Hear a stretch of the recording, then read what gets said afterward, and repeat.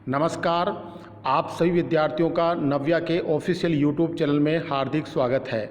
आज हम लेकर आए हैं स्पोकन सीरीज का एक नया अध्याय जिसका नाम है इट और देयर का सब्जेक्ट या कर्ता के रूप में वाक्य में प्रयोग करना। जी हाँ, सही सुन रहे हैं आप। आज हम आपको ये बताएंगे कि हम इट और देयर का प्रयोग सब्जेक्ट के रूप में कैसे करते हैं। बहुत सारे विद्यार्थियों ने वेब पोर्टल पे हमारे को सुझाव दिया था, सर इट और देयर का प्रयोग सब्जेक्ट के रूप में हम वाक्य में कैसे करते हैं। तो आज हम उसके ऊपर विस्तृत रूप से चर्चा करेंगे और आपको समझाने की कोशिश करेंगे कि किस तरीके से हम इट और देयर का प्रयोग सब्जेक्ट के रूप में कर सकते हैं। बच्चों और विद्यार्थियों, आपने अभी तक केवल इट और देयर का प्रयोग ऑब्जेक्ट के रूप में या सब्जेक्ट के रूप में या फिर किसी भी तरीके से कह सकते हैं बेसिक रूप से आपने प्रयोग किया होगा। इट का मतलब होता है यह और देयर का मतलब होता है वहाँ। अभी तक आपने सिर्फ इतना ही सीखा है। मैं आपको दो एग्जाम्पल के द्वारा समझा सकता हूँ कि आपने कहाँ तक और कैसे सीखा है। आप दो एग्जाम्पल देखिए। इट इज़ पेन, यह पेन है। आई वेंट देयर, मैं वहाँ गया। इट का मतलब यह पेन है, तो हमने इसका जो वास्तविक अर्थ है इट का जो वास्तविक अर्थ है यह, हमने वो प्रयोग किया। उसी तरह से आई वेंट देयर, मैं वहाँ गया, तो जो देयर का वास्तविक अर्थ होता है, रियल मीन्स होता है वहाँ, तो हमने वो चीज़ यहाँ पे यूज करी। तो हम ऐसा आज तक करते आए हैं और इसमें कोई नई बात नहीं है। ये वही चीज़ है जो आज तक हमको सिखाई गई, पर आज हम कुछ नया सीखने जा रहे हैं। वो क्या है? सब्जेक्ट के रूप में किया जा सकता है। इट का प्रयोग सब्जेक्ट के रूप में किया जा सकता है, बिल्कुल किया जा सकता है। सब्जेक्ट के रूप में किया जा सकता है। कैसे करेंगे देखिए आप। सबसे पहले हम आपको एक सारणी के द्वारा कुछ नियम समझाएंगे और अगर आप उन नियमों का अध्ययन करते हैं तो अच्छी तरह से इट और देयर का प्रयोग वाक्य में सब्जेक्ट के तौर पे कर सकते हैं। देखिए, इट और देयर का प्रयोग सब्जेक्ट बनाने हेतु किया जाता है। नोट करना इस बात को। इट और देयर का प्रयोग हम सब्जेक्ट बनाने के लिए करते हैं और इन दोनों का प्रयोग पहले स्थान पर किया जाता है। वाक्य में हम इनका प्रयोग पहले स्थान पर करते हैं, सब्जेक्ट के रूप में करते हैं और सब्जेक्ट के स्थान पर करते हैं। और दोनों का ही प्रयोग हम सब्जेक्ट बनाने के लिए करते हैं, क्योंकि इनका प्रयोग वहाँ किया जाएगा जहाँ सब्जेक्ट नहीं होगा। जहाँ सब्जेक्ट नहीं होगा तो सब्जेक्ट बनाने के लिए, वाक्य को पूर्ण करने के लिए हम इट और देयर का प्रयोग करेंगे। ये आपको पता है और हमारे चैप्टर का भी यही मतलब है कि हम क्यों सीख रहे हैं। हम इसलिए सीख रहे हैं कि इट और देयर का प्रयोग हम इसलिए करें ताकि सब्जेक्ट की पूर्ति हो सके। जिस वाक्य में सब्जेक्ट नहीं है वहाँ हम सब्जेक्ट बना सके, इसीलिए हम इट और देयर का प्रयोग यहाँ करना सीखेंगे। अब कैसे सीखेंगे आप देखिएगा। जैसे इट का प्रयोग कहाँ होता है? इट का प्रयोग हम केवल दो कंडीशन में करते हैं। दो कंडीशन। पहली कंडीशन, हम समय को इंट्रोड्यूस करने के लिए करते हैं। समय को दर्शाना है, हमें समय के बारे में जानकारी देनी है, तो हम इट का प्रयोग करते हैं और इसके बारे में आपको पता भी है। दूसरा, इट का प्रयोग करते हैं नेचुरल या यूनिवर्सल फेनोमेनन। कोई भी प्राकृतिक घटना या कोई भी प्राकृतिक क्रिया जो नेचुरल प्रोसेस है, जो नेचुरल हो रही हो, उसको एक्सपोज करने के लिए, रिवील करने के लिए हम इट का प्रयोग करते हैं। ये आपको हमेशा ध्यान रखना है। केवल दो ही कंडीशन है जहां हम इट का प्रयोग करेंगे सब्जेक्ट के तौर पर। ठीक है, केवल दो कंडीशन। कौन सी? पहली, आपके समय को इंट्रोड्यूस करने के लिए। दूसरी, नेचुरल प्रोसेस को एक्सपोज करने के लिए। कोई भी प्राकृतिक घटना जो स्वतः घटती है, स्वतः होती है, ऐसी क्रियाओं को दिखाने के लिए हम इट का प्रयोग करते हैं और समय को इंट्रोड्यूस करने के लिए इट का प्रयोग करते हैं। इसके अलावा हम कहीं पर भी इट का प्रयोग नहीं करेंगे, हमेशा ध्यान रखना। अब चलते हैं देयर की तरफ। देयर का प्रयोग कहाँ करते हैं? तो आपको समझना है कि देयर का प्रयोग समय और नेचुरल प्रोसेस के लिए तो बिल्कुल नहीं होगा, क्योंकि ये तो पता है कि ये तो होता है इट के लिए। तो जाहिर सी बात है कि हम इसका प्रयोग उसके लिए नहीं करेंगे। किसके लिए? समय को इंट्रोड्यूस करने के लिए और नेचुरल प्रोसेस जो यूनिवर्सल ट्रुथ है, यूनिवर्सल जो हैपन्स है, क्रियाएं हैं, उनको एक्सपोज करने के लिए हम इसका प्रयोग नहीं करेंगे। कोई भी सजीव या निर्जीव, कोई भी सजीव या निर्जीव, उसको दिखाने के लिए, दर्शाने के लिए, उस एक्टिविटी को दर्शाने के लिए हम यहाँ पर देयर का प्रयोग करेंगे। वो लिविंग भी हो सकता है, नॉन लिविंग भी हो सकता है, लेकिन इट का जहाँ प्रयोग होगा वहाँ देर का प्रयोग नहीं होगा। बस इतना सा ध्यान रखना है। 2 कंडीशन छोड़ दीजिए, बाकी आप कहीं पर भी देर का प्रयोग कर सकते हैं, लिविंग के साथ, नॉन लिविंग के साथ में। ये तो इसका एक सिंपल प्रोसेस हो गया। अब आप कैसे करेंगे, आप इसको समझिए, हम कैसे इसका प्रयोग करेंगे।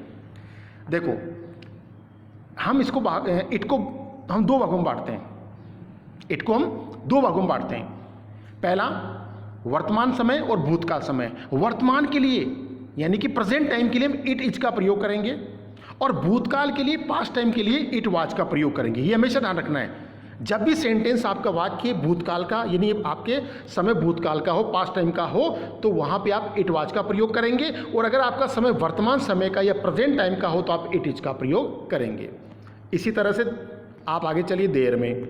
ठीक है, देर में क्या होगा कि वर्तमान समय के लिए हम प्रयोग करेंगे देर इज का और देर आर का। ठीक है, और भूतकाल के लिए हम प्रयोग करेंगे देर वाज का और देर वर का। ये आपको हमेशा ध्यान रखना है। अगर वर्तमान समय है तो देर इज या देर आर, और भूतकाल का समय है तो देर वर या देर वाज, इसका प्रयोग करेंगे भूतकाल के समय के लिए। अब आप कुछ एग्जाम्पल देख सकते हैं इट का एग्जाम्पल।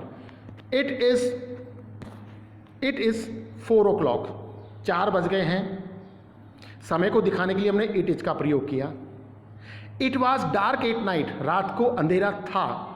ये भी समय को दिखा रहे हैं, हम घड़ी का टाइम दिखा रहे हैं, रात का समय दिखा रहे हैं, तो हमने इट वॉज का प्रयोग किया क्योंकि ये भूतकाल का टाइम था। इट इज 4 o'clock, ये वर्तमान का समय है, तो हमने इट इज का प्रयोग कर दिया। इसी तरह से आप आगे देखिए, there is a bank in our city, हमारे शहर में एक बैंक है। ये वर्तमान का सेंटेंस है, वर्तमान समय का सेंटेंस है, तो हमने यहाँ पे देयर इज का प्रयोग कर दिया। इसी तरह से देयर वाज ए किंग, एक राजा था, ये भूतकाल की बात है, इसलिए हमने यहाँ पे देयर वाज का प्रयोग किया। ओके, तो वाक्य की स्थिति को देखना है कि समय क्या कह रहा है। अगर समय आपके प्रेजेंट का है तो प्रेजेंट के अकॉर्डिंग यूज करेंगे, और समय आपका पास्ट का है तो पास्ट के अकॉर्डिंग यूज करेंगे। अब मैं आपके सामने इट और देयर के आपके सामने कुछ एग्जाम्पल रखता हूँ, और आप उन एग्जाम्पल के द्वारा इसको अच्छी तरह समझ जाएंगे कि हम कैसे और कहाँ इट का प्रयोग करेंगे और कहाँ देयर का प्रयोग करेंगे। अब आप एक सारणी के द्वारा समझने की कोशिश कीजिएगा। मैं एक सारणी आपके सामने प्रस्तुत कर रहा हूँ। जैसे इट का प्रयोग देखिएगा। इट इज़ रेनिंग, बरसात हो रही है। इट इज़ का प्रयोग किया क्योंकि ये नेचुरल प्रोसेस है, इंसान के हाथ में नहीं है ना, ये क्रिया नेचुरल है, तो वहाँ हम इट का प्रयोग कर रहे हैं। और मैंने आपको शुरू में समझाया था कि इट का प्रयोग वहीं पर होगा जहाँ नेचुरल प्रोसेस होगा। दूसरी चीज़, इट वाज स्नोइंग, बर्फ़ गिर रही थी, क्या इंसान के हाथ में है? नहीं ना, नेचुरल प्रोसेस है, it was snowing. It is light, उजाला है, अब उजाला इंसान के हाथ में नहीं होता ना, नेचुरल प्रोसेस है, इसीलिए it is light.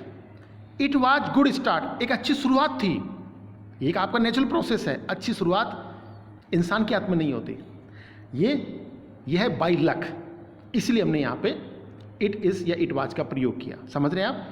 It is 3 o'clock, हम समय को दिखा रहे हैं, यहाँ पे आ गया ना, इट समय को दिखा रहे हैं, तो इट इज़ 3 o'clock, 3 बज गए। इट वाज ऑलमोस्ट 4, 4 बज ही गए थे, पास्ट टाइम है, it was. It is 8 already, 8 बज गए कब के? 8 बज गए कब के? तो 8 ऑलरेडी बज गया, पास्ट टाइम है, सॉरी आपका प्रेजेंट टाइम है, it is already 8। It is the 1st of April, it is the 1st of April, अप्रैल की 1 तारीख है, समय को दिखा रहे हैं। It is waste of money, समय की, सॉरी पैसे की बर्बादी है। इट वॉज मंडे यस्टरडे, कल सोमवार था। तो आप इन 9-10 एग्जाम्पल में देख सकते हैं हमने नेचुरल प्रोसेस और समय को दिखाने के लिए इट का प्रयोग किया था। अब इन दोनों को छोड़ दीजिए, बाकी आप कहीं पर भी there is, there are, there were, there was का प्रयोग कर सकते हैं। वो कैसे करेंगे आगे चलिए, आगे के एग्जाम्पल में देख सकते हैं। मैं आगे आपके सामने कुछ एग्जाम्पल रख रहा हूं देयर के, ठीक है। देखिए, there is no money at all, बिल्कुल पैसे नहीं है, ठीक है। There was no time at all, बिल्कुल समय नहीं है, बिल्कुल समय नहीं था क्योंकि पास्ट टाइम है तो was. There is a saying, एक कहावत है, हम प्रेजेंट को शो कर रहे हैं। There are some mistakes in address, address में कुछ गलतियां हैं या पते में कुछ गलतियां हैं, आर का प्रयोग किया, देयर आर, ठीक है। फ्रिज में थोड़ा सा दूध है, there is some milk in the fridge, fridge में थोड़ा सा दूध है। तो आपके इस सेंटेंस को हमने प्रेजेंट में मिक्स कर दिया। टेबल के नीचे कोई था, past tense, there was someone under the table. There was a call for you, आपके लिए एक फ़ोन था, आपके लिए फ़ोन था, इसका मतलब past time. There was only one alternative, केवल एक ही रास्ता था, यानी कि past time. There are 60 seconds in a minute, एक मिनट में 60 सेकेंड होते हैं। There were many trucks on the road, सड़कों पे कई ट्रक थे। आप इन पूरे तमाम सेंटेंस में, वाक्यों में देख रहे हैं हमने देयर इज या देयर आर का, देयर वर का प्रयोग किया। क्यों? क्योंकि इन वाक्यों में सब्जेक्ट नहीं था। जहां सब्जेक्ट नहीं हो वहां हम इट और देयर का प्रयोग करेंगे। अब एक बेसिक चीज मैं आपको यहां एक समझाना चाहूँगा कि जब हम इट का प्रयोग करते हैं और देयर का प्रयोग करते हैं तो वास्तविकता में इनका कोई अर्थ नहीं होता है। याद रखिएगा, एग्जाम्पल देखिए, इट इज़ रेनिंग, बरसात हो रही है, तो इट का मतलब तो होता है यह, लेकिन यहां पे यह नहीं होगा, बिल्कुल पैसे नहीं हैं। There is no money at all, यहां देर का मतलब वहां नहीं होगा।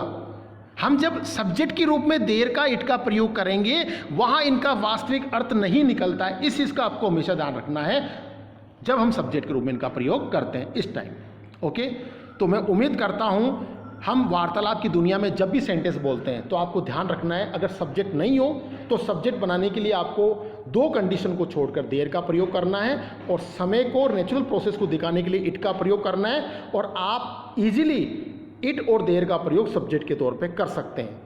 तो मैं आप सभी विद्यार्थियों से निवेदन करता हूं, रिक्वेस्ट करता हूं, अगर आपको ये चैप्टर अच्छा लगा हो या पसंद में आया हो तो आप इस चैप्टर को जितना ज़्यादा हो सके अधिक से अधिक बच्चों में शेयर करें और हमारे YouTube चैनल को सब्सक्राइब करना ना भूलें। आप सही